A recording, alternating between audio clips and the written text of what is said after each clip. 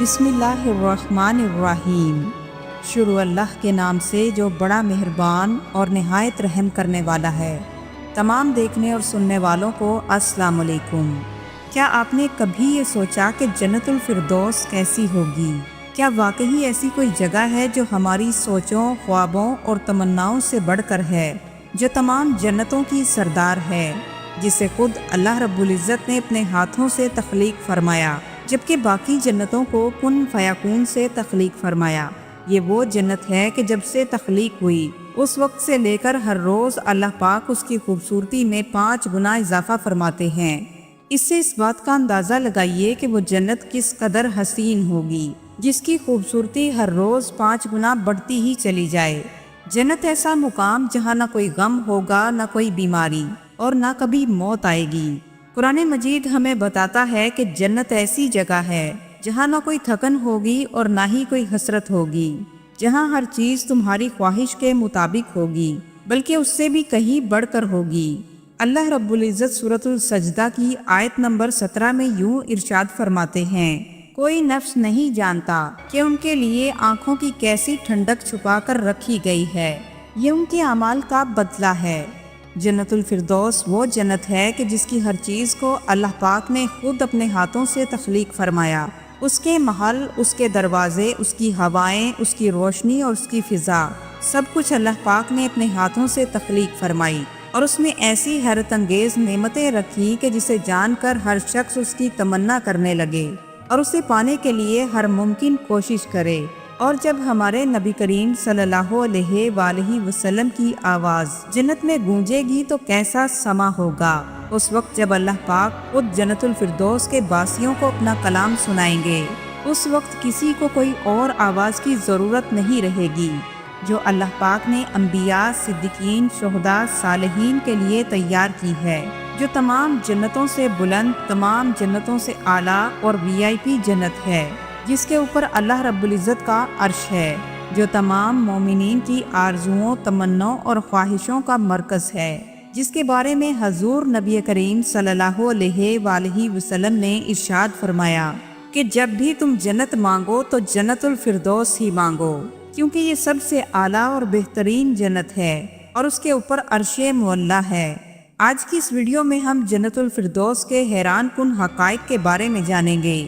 جنت اور جنت الفردوس میں کیا فرق ہے؟ جنت الفردوس کے جنتیوں کو کون کون سی نعمتیں عطا کی جائیں گی؟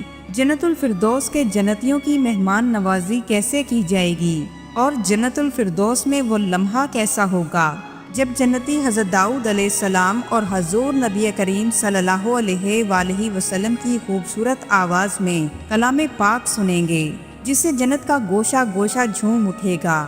اور پھر سب سے بڑا انعام کہ جب خود اللہ پاک اپنی آواز میں جنتیوں کو قرآن مجید سنائیں گے، جو حقیقتاً اللہ کا کلام ہے، اور اللہ رب العزت جنتیوں کو اپنے دیدار کا شرف عطا فرمائے گا۔ آج ہم قرآن و حدیث کی روشنی میں آپ کو لے کر چلیں گے ایک ایسے سفر پر جہاں آپ جنت الفردوس کی ہر نعمت کو محسوس کریں گے۔ تو آئیے دل کو تھام لیجئے، ہم چلتے ہیں جنت الفردوس کے اس روحانی سفر پر جو ایمان کو تازہ کر دے گا اور روح کو سکون دے گا اور دل کو جنت کی طلب میں بے قرار کر دے گا۔ اگر آپ بھی جنت کی حقیقی طلب محسوس کریں تو ویڈیو میں آخر تک ہمارے ساتھ رہیے اور اللہ کی عطا کردہ نعمتوں کا شکر ادا کیجیے۔ تمام تعریفیں اللہ کے لیے جو تمام جہانوں کا رب ہے، اور بے شمار درود و سلام ہمارے پیارے نبی کریم صلی اللہ علیہ وآلہ وسلم پر۔ ناظرین محترم، جنت الفردوس عربی زبان کے لفظ فردوس سے ماخوذ ہے، جس کا مطلب سب سے بلند و بالا باغ کے ہیں۔ قرآن مجید میں یہ لفظ 2 مرتبہ استعمال ہوا اور ہر بار نیکوکاروں مومنوں کے انعام کے طور پر ذکر ہوا۔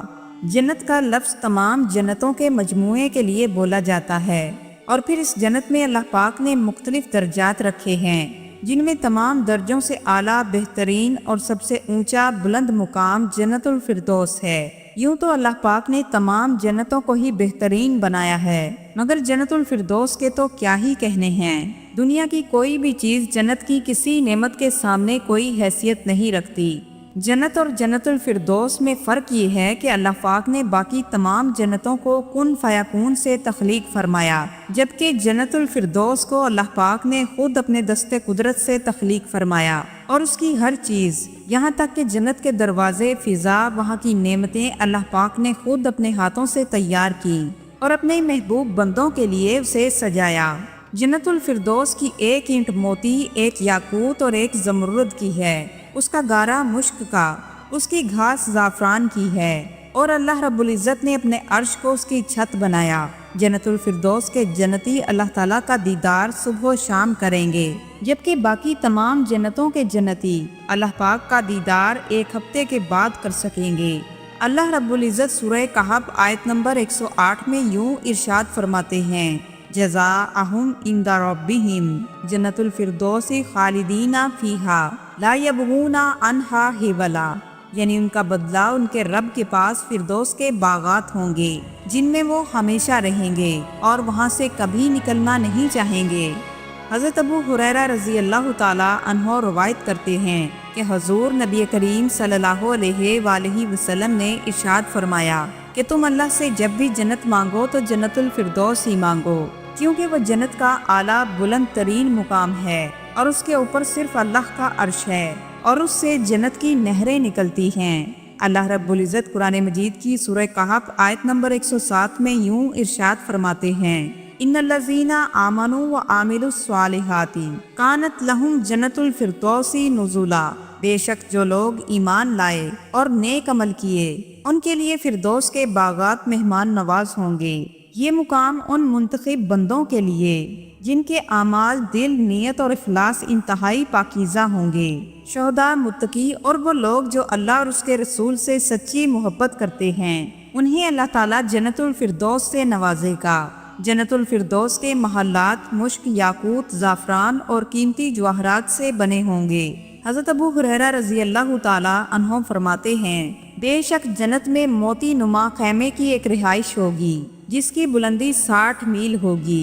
जन्नतुल फिरदौस के जन्नतियों की मेहमान नवाजी हर किस्म के फल, हर तरह का गोश्त और दूध, शहद और शराबे तहूर होगी और यहीं से जन्नत की चारों नहरें पानी, दूध, शहद और शराबे तहूर की जारी होती हैं। जन्नतुल फिरदौस के खिदमत गुजारों के बारे में अल्लाह पाक फरमाते हैं, यतूफ़ु अलैहिम विल्दानुन मुक़ल्लदून, यानी उन पर हमेशा खड़े रहने वाले खिदमत गुजार लड़के गर्दिश करेंगे, यानी हर ख्वाहिश एक इशारे पर पूरी होगी, ना आवाज़ देनी पड़ेगी और ना ही इंतज़ार करना पड़ेगा।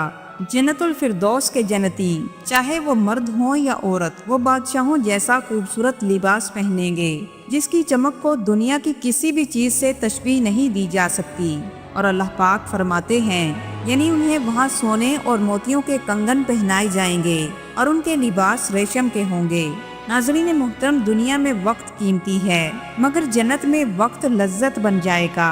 वहाँ न सूरज है न रात दिन का फ़र्क, वहाँ का वक्त अल्लाह के दीदार, तस्बीह और खुशियों से लबरेज होगा। जन्नतुल फिरदौस के मैदान का अंदाज़ा कोई नहीं लगा सकता। उसकी वुसअत ऐसी है कि अल्लाह के सिवा कोई और उसकी हदूद को नहीं जानता। जब तमाम जन्नती अल्लाह के दीदार के लिए जमा होंगे तो अल्लाह पाक फरमाएंगे, मेरे बंदो, मेरे मेहमानों, मेरे पड़ोसियों, मेरे दीदार को आए हो। फिर उनके लिए अनवा इकसाम के खाने पेश किए जाएंगे, ऐसे खाने जिनको खाने के बाद इंसान दुनिया के सारे जायकों को भूल जाएगा। फिर अल्लाह पाक फरमाएगा, मेरे बंदो, मेरे मेहमानों को जन्नत का मशरूब पिलाओ, शराबे तहूर पिलाओ, वो शराब जिसमें नशा नहीं बल्कि सरूर है, मज़ा है, राहत है। फिर उसके बाद लिबास तब्दील होंगे, पुराने लिबास खुद ब खुद उतर जाएंगे और नए खूबसूरत लिबास खुद ब खुद पहना दिए जाएंगे। उन पर जन्नत के फूल बरसेंगे और खुशबू हर तरफ फैल जाएगी। और तब अल्लाह पाक फरमाएगा, एक वादा अभी बाकी है, इसे मैं पूरा करना चाहता हूँ। लोग हैरान होकर पूछेंगे, या अल्लाह, आपने जहन्नुम से निजात नहीं दे दी, जन्नत में जगह नहीं दे दी, मौत से हमें आज़ादी नहीं दे दी, अब और क्या बाकी है? फिर अल्लाह ताला खुद जवाब देंगे, अब मैं अपने और अपने बंदों के दरमियान हर पर्दा हटा देता हूँ ताकि वो मुझे देख सकें। اور پھر اللہ تعالیٰ خود دیدار کے لیے سامنے آئیں گے، اور ایسا نور، ایسی تجلی، ایسے حسن سے بھرپور ہوگی کہ بندے اس کی ساری نعمتیں بھول جائیں گے۔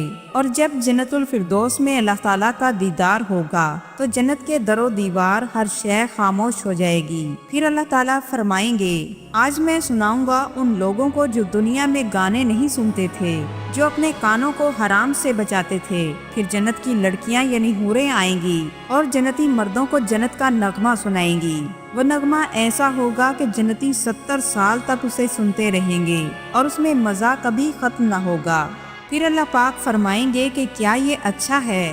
جنتی کہیں گے یا اللہ بہت خوب۔ اللہ تعالیٰ فرمائیں گے اب اس سے بھی بہتر سنو۔ پھر جنت میں حضرت داؤد علیہ السلام کی آواز بلند ہوگی۔ اللہ تعالیٰ نے حضرت داؤد علیہ السلام کو ایسی آواز عطا فرمائی تھی کہ جب وہ زبور کی تلاوت کرتے تو درخت، پہاڑ، پرندے سب جھومنے لگتے۔ پھر جب جنت میں حضرت داؤد علیہ السلام کی آواز بلند ہوگی اور اللہ تعالیٰ کی حمد کریں گے تو لوگ کہیں گے یا اللہ یہ تو کمال ہے۔ اللہ تعالیٰ فرمائے گا کہ اب اس سے بھی بہتر سنو، اب اس سے بھی اچھا سنو، میرے محبوب محمد صلی اللہ علیہ وآلہ وسلم کی آواز سنو۔ پھر جب رسول اللہ صلی اللہ علیہ وآلہ وسلم اللہ کے کلام کی تلاوت کریں گے تو جنت کا ذرہ ذرہ مدہوش ہو جائے گا۔ پھر اللہ تعالیٰ فرمائیں گے کیا یہ بہترین ہے؟